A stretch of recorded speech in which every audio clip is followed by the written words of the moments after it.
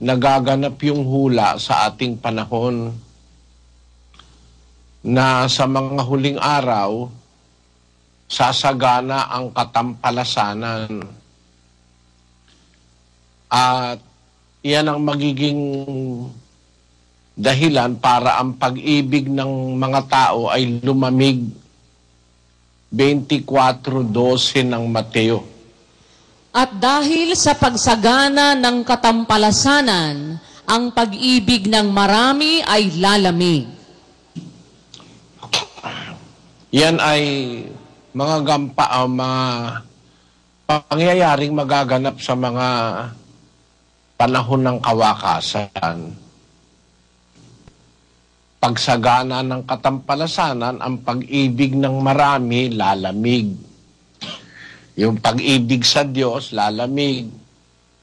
Ang iinit ay yung pag-ibig sa kalayawan, pag-ibig sa salapi, pag-ibig sa sarili. Yon ang tataas ang antas. Napapansin ko kasi may mga report sa iba't ibang dako ng iglesia na merong nahahawahan ng karumihang nasa paligid ng iglesia, nasa sanlibutan. Dumadami yung mga report na kabataan, magnobyo, magnobya, tapos pupunta ng hotel, pupunta ng motel, mga nasa abroad, may asawang iniwan sa Pilipinas, nagliligawan, sa 3:2 ng ikalawang Timoteo. Sapagkat ang mga tao'y magiging maibigin sa kanilang sarili, maibigin sa salapi, mayayabang, mga mapagmalaki, mapagtungayaw, masuwayin sa mga magulang, mga walang pasalamat, mga walang kabanalan, walang katutubong pag-ibig, mga walang paglulubag, mga palabintangin, mga walang pagpipigil sa sarili, mga mabangis, hindi mga maibigin sa mabuti, mga lilo, mga matitigas ang ulo, mga palalo, mga maibigin sa kalayawan kaysa mga maibigin sa Diyos, na may anyo ng kabanalan, datapwat tinanggihan ang kapangyarihan nito. Lumayo ka rin naman sa mga ito. Yon. May anyo sila ng kabanalan. Akala mo malinis.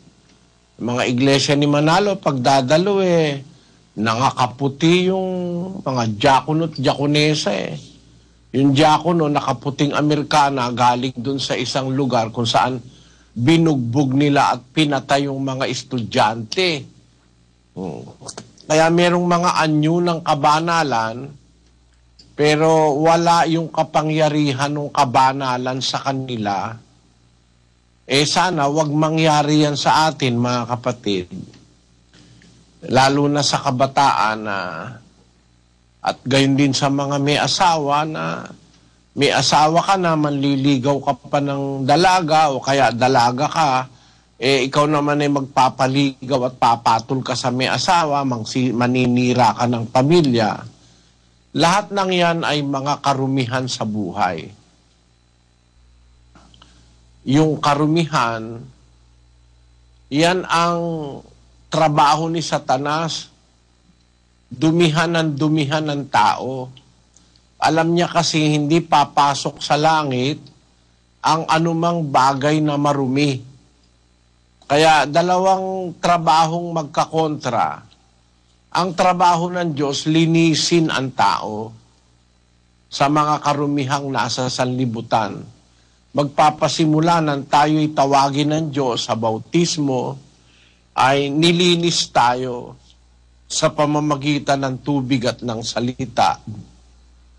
At habang nananatili tayo sa iglesia, ay nililinis pa rin tayo ng aral para to maintain the cleanness of our flesh and of our spirit, the cleanness within and without, ay salita ng Diyos naman ang nagpapapanatili nun. Ang trabaho naman ng demonyo, alisin yung salita ng Diyos sa puso ng tao, tapos dumihan ang pagkatao. Nandyan yung mga bisyo, mga alak, sugal, droga, gawain ng laman, mga sari-saring kalayawan, iba't ibang mga paraan ni Satanas para dumhan tayo.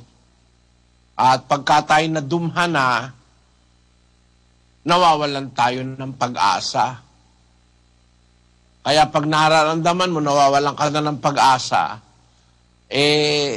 paraan ni Satanas yun na alisin yung pag-asa para lalo ka pang dumumi ng dumumi, magpakadumi ng magpakadumi. Basahin natin ang unang Juan 3:3. At sino mang mayroon ng pag-asang ito sa kanya, ay naglilinis sa kanyang sarili, gaya naman niyang malinis. Pagka may pag-asa, naglilinis. Yung walang pag-asa, nagpapakarumi na. Sana wag mangyari sa atin, mga kapatid, mga kabataan, lalo na magpakarumi-rumi na kayo, na magpakalub-lub-lub-lub na kayo sa pusali ng karumihan, gaya ng mga nasa sanlibutan. Ang nasa sanlibutan ngayon, hindi lang karumihan sa laman, pati karumihan sa espiritu. 1:15 ng Tito. Pakinggan nyo. Sa malinis, ang lahat ng mga bagay ay malinis. Datapwat sa nangahawa at di nagsisisampalataya ay walang anumang malinis, kundi pati ng kanilang pag-iisip at kanilang budhi ay pawang nangahawa. Marumi na ang isip, marumi pa ang budhi.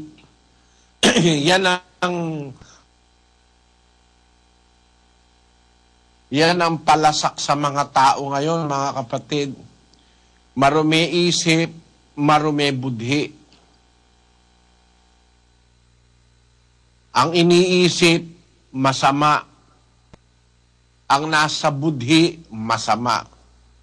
Hindi mabuting budhi na ikaw na ama mag-interes sa anak mong babae. Hindi mabuting budhi na hipag ka, iinteresin mo yung asawa ng iyong kapatid o ng iyong bayaw. Hindi mabuti, hindi malinis na kapatid mo, pag natutulog hinihipuan mo. Napakaraming karumihan na maaaring magawa ang tao. Hindi kalinisan na may asawa ka na, makikipag-text ka, makikipag-Facebook ka pa sa mga dalaga. Hindi kalinisan yun. Nakikipag-text ka, sa may asawang alam mo, nakikipag-text ka. Hindi kalinisan yun. Masamang budhi yun, laban sa Diyos yun. Dahil alam mo, may asawa, may mga anak, sisirain mo ang isang pamilya, aagawan mo ng asawa yung isang babae, aagawan mo ng ama yung kanilang mga anak. Hindi mabuting budhi sa kapwa yun. Napakasamang budhi ng ganon. Kaya yung mga ganyan, mahirap ko yung sasabihin, patatawarin. Alam nyo, sinasabi ng salita ni Kristo, ang pinagsama ng Diyos huwag papaghiwalayin ng tao. Bawal sa atin ang hiwalay-hiwalay tapos kuha na naman ng iba. Kasalaulaan yun. At kayong mga babae, kung talagang kayong mga matitino, hindi kayo papayag na ganyanin kayo ng kahit sinong lalaki. O baka naman talagang mayroong mga babaeng makakati na sobra na, niligawan ka, nakipagrelasyon ka. Ito, niligawan ka na naman, nakapagrelasyon ka na naman. Meron ka ng karelasyon, pakikipagrelasyon ka pa sa iba, yung sumulat sa akin. Paano kita patatawarin basta-basta niyan? Dadahilanin pa eh. Ay malapit na po ikaw yung aking pagkabautismo, patatawarin, magpapasalamat. Ano, ipagpapasalamat mo sa Diyos? Ipagpapasalamat mong naninira ka ng pamilya, ipagpapasalamat mo na tatlo nobyo mo, sabay-sabay, yun ba ipagpapasalamat mo sa Diyos? Napakatinding karumihan yan. Masamang budhi ng tao laban sa kapwa at masamang budhi laban sa Diyos. Yung merong budhing, alam mong kasosyo ka sa negosyo, dinadaya mo yung kapatid mo, o kaya ninanakawan mo yung kapatid mo, yung amo mo, ninanakawan mo, kahera ka, masamang budhi yun. Masamang budhi yun, mga kapatid. Sinabi ni Pablo yun sa Gawa dahil naman dito ang wika, lagi akong nagsasanay upang magkaroon ng isang budhing walang kapaslangan sa Diyos at sa mga tao. Yun ang malinis na budhi. Huwag kang mag-i-interes, kapatid, sa hindi mo pag-aari. Huwag kang manlalamang. Yan, huwag kang mag-i-interes na ikaw ay kumita sa isang masamang paraan. Huwag kang mag-i-interes sa hindi mo asawa.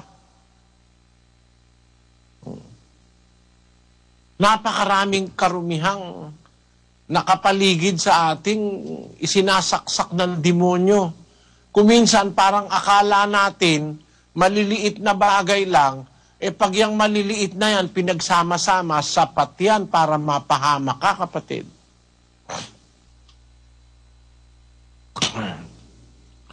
Sabi ni Santiago yon, bawat tao natutukso, pagka nahihila ng sariling masamang pita at nahihikayat, kung magkagayon ng wika ang kahalayan, kung maipaglihinay nanganganak ng kasalanan, ang kasalanan pagka malaki na ay namumunga na ng kamatayan o kapahamakan. Kaya yung maliliit na bagay, mga kapatid, na makapagpaparumi sa ating budhi, huwag ninyong pamihasahan yun. Maraming masamang dumarating sa pagsasamantala sa kasamaan, mga kapatid. Maaaring malasin ka, magkasakit ka, mawalang ka ng hanap buhay, malugi ka sa negosyo. Dahil doon sa maliliit na bagay na karumihang hindi natin pinapahalagahan yung salita ng Diyos. Kaya, ang maipapayo ko sa inyo, yung Facebook na yan, yung Instagram na yan, yung mga kung ano-anong mga communication media na yan, huwag niyong gamitin sa isang kaisipan at budhing marumi. Pag kami asawa na, huwag na kayong, yung mga cellphone na yan, yung mga tinatawag na FaceTime na call na yan, nakikita yung tinatawagan. Pag kami asawa ka na, at saka ano ang dahilan, at ayaw mong yung iyong cellphone mahawakan ng asawa mo. Bakit? Bakit yung iyong computer ay hindi alam ng asawa mo ang password? Dahil meron kang itinatago. Marumi yun. Maruming pampagsasama ng mag-asawa yun. Hindi malinis na budhi. Kasi isang katawan kayo isang laman. Kaya hindi masama yung asawa mo, mahawakan yung cellphone mo. O yung computer mo, mahiram ng asawa mo, hindi masama yun. Pero pagka ayaw mo nang ipahiram, ayaw mo sabihin ng ibig sabihin nun, meron kang itinatago, somewhere, merong mali, merong marumi, merong hindi tama. mga kapatid, miski ganun, miski manggagawa, dapat maintindihan ninyo na ang Diyos, ang ginagamit niya, yung malinis. Pagka meron kang nakatagong interes, maruming kaisipan, hindi ka magagamit ng Diyos, mabuti pa umatras ka na sa pagkamanggagawa. Kasi, sasayangin mo lang ang panahon mo, sasayangin mo pa ang kaluluwa mo. Pagdating kasi ng araw, magbibigay, sulit ka eh. Di ba binigyan kita ng 5 talento? Anong ginawa mo? Sabi ng Diyos sa'yo. O ikaw, binigyan kita ng 2, anong ginawa mo? O ikaw, binigyan kita ng 1 talento, anong ginawa mo? Ginamit mo ba yung ibinigay ko sa yung talento? Yun, dapat nating maintindihan yan, mga kapatid. Huwag nating payagan ang demonyo na sa iba't ibang panig ng ating pamumuhay, masira yung kalinisang itinatanim sa atin ng salita ng Diyos. Basahin ninyo, mga kapatid, ang Mateo, basahin natin ang 5:8. Mapapalad ang mga may malinis na puso, sapagkat makikita nila ang Diyos. Ayan. Hintayin nyo yan sa pasalamat ng kapatiran, mga kapatid. Ang napakagandang kahulugan ng sinasabi ng ating Panginoong Hesus. Mapapalad ang mga may malinis na puso, sapagkat makikita nila ang Diyos. Nakita nyo? Kapalaran pala yung kalinisan. Ang kalinisan may kaakibat na kapalaran. Naintindihan mo yan, Sis Luz? Opo, Brother Eli, ganun pala. Ang kalinisan may kaakibat na kapalaran. Papalad ang mga may malinis na puso. Mapapalad yun eh. Alam mo yung salitang mapapalad ang may malinis na puso? Ano po yun? Sapagkat makikita nila ang Diyos. Isa sa reward o sa gantimpala na mayroon kang malinis na puso ay makita mo ang Diyos. Reward po yun sa may malinis na puso. Oo. Kasi ang Diyos talaga hindi naman nakikita eh. Opo. Basahin mo yung yung unang Timoteo 6:16. Na siya lamang ang walang kamatayan, na nananahan sa liwanag na di malapitan, na di nakita ng sinumang tao o makikita man. Sumakanya nawa ang kapurihan at paghaharing walang hanggan siya nawa. Sabi niya, na hindi nakita ng sinumang tao o makikita man. Hindi naman pala talaga makikita yung Diyos eh. Kaya para magkaroon ka ng opportunity makita, reward yun. Napakalaking kapalaran makita mo ang Diyos, Sis Luz. Opo. Sahin mo yung 4:1 ng Apokalipsis. Pagkatapos ng mga bagay na ito, ay tumingin ako, at narito, ang isang pintong bukas sa langit, at ang unang tinig na aking narinig, na gaya ng sapakakak, na nakikipag-usap sa akin, ay sa isang nagsasabi, umakyat ka rito, at ipakikita ko sa iyo ang mga bagay na dapat mangyari sa haharapin. Pagdakay napasa espiritu ako, at narito, may isang luklukang nalalagay sa langit, at sa ibabaw ng luklukan ay may isang nakaupo. At ang nakaupo ay katulad ng isang batong haspe at isang sardio, at naliligid ng isang bahaghari na tulad sa anyo ng isang esmeralda. At yung nakaupo sa luklukan, Sis Luz. Yun po ang Diyos, Ama. O anong nakita ni Juan? Ang nakita po niya katulad ng isang batong haspe at isang sardyo na nalilig. Ang nakita niya katulad ng isang batong haspe at sardyo. Opo. Yun ang nakita niya. Nakita mo ba yung nakita niya? Yun nga po, Badeli, ang nakita niya, katulad nung batong haspe at sardyo, hindi po niya nakita yung talagang nakaupo. Yung talagang reality ng kanyang anyo ay nung unang tingnan niya, hindi niya talaga nakita. Ang nakita niya parang anyo ng isang batong haspe at isang sardyo. Opo. Opo. Nakarating na siya sa langit, sa espiritu. Opo. Opo. Kasi hindi... Ay, ibig sabihin, Sis Luz, isang napakatinding kapalaran nang makita mo ang Diyos eh. Totoo po yun. Yung mga anghel ng Diyos, nakikita nila ang Diyos eh. Tama? Tama po. Yung mga anghel ng demonyo, nakikita nila. Opo. Opo. Hindi. Di nila nakikita. Hindi ba, Brad Eli? Na-deprive. Sige, tuloy mo. Ayun.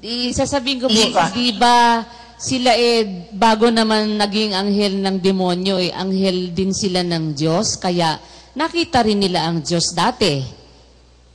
Pero, yun nung... Nakita nila ang Diyos.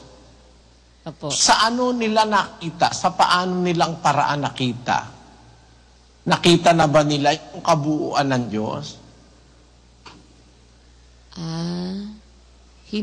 Hindi po. Malibang i-reveal sa iyo ng Diyos yung kanyang anyo, hindi mo talaga siya makikita. Opo. At ang may kapangyarihang mag-reveal niyan, ang Kristo lang.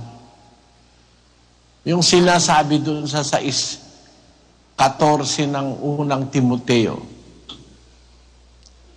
Natuparin mo ang utos na ito, na walang dungis, walang kapintasan, hanggang sa pagpapakita ng ating Panginoong Hesukristo, na sa kanyang kapanahunan ay ipahahayag siya na mapalad at tanging makapangyarihan, hari ng mga hari at Panginoon ng mga Panginoon, na siya lamang ang walang kamatayan, na nananahan sa liwanag na di malapitan, na di nakita ng sinumang tao o makikita man.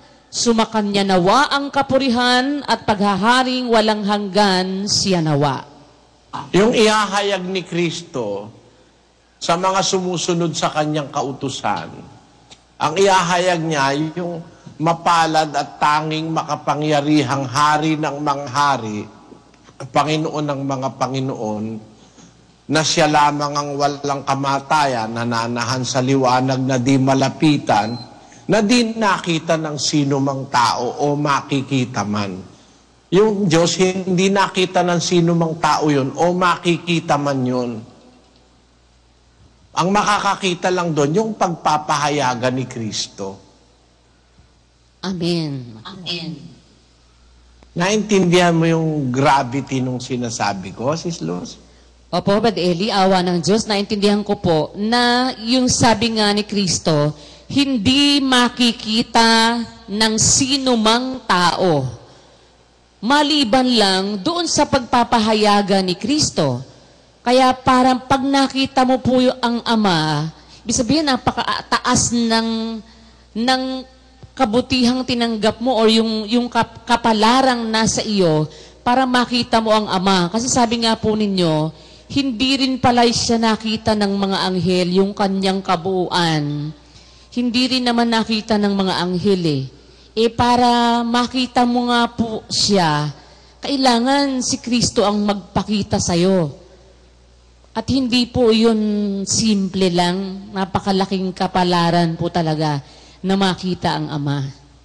At yung kapalaran na yon magiging isa sa gantimpala ng makakapagmantine ng malinis na puso. Sabi ng Biblia, mapalad ang mga may malinis na puso sapagkat makikita nila ang Diyos. Nakita mo, kapatid na Luz? Opo. Basahin mo ngayon yung 12:14 ng Hebreo. Sundin ninyo ang kapayapaan sa lahat ng mga tao at ang pagpapakabanal na kung wala ito, sino man ay di makakakita sa Panginoon. Yung salitang sino man dyan, kasama ang anghel dyan eh. Opo. Sabi ng Biblia, sundin ninyo ang kapayapaan sa lahat ng mga tao at ang pagpapakabanal o pagpapakalinis. Yung pagpapakabanal, yun nga yung pagpapakalinis, Sis Luz, naintindihan mo? Opo. Na kung wala ito'y sino man ay di makakakita sa Panginoon. Kung wala ito'y sino man ay di makakakita sa Panginoon. Nakita mo? Kahit anghel, kahit tao, sino man di makakakita sa Panginoon kung wala yung pagpapakabanal at yung kapayapaan, yung kalinisan. Di mo makikita ang Diyos. Mawawala ang lahat ng pag-asang makita mo pa ang Diyos. Islus. Ganun po pala. Pag wala yung kalinisan, o yun na nga ang pagpapakabanal, hindi po makikita ang Diyos kahit sino pa, kahit anghel pa. Kahit anghel pa.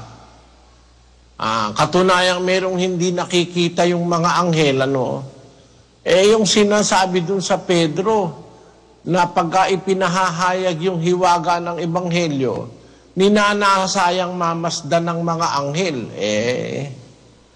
Ang kaluwalhatian ng Diyos yung Ebanghelyo Ninanasang mamasdan ng mga anghel.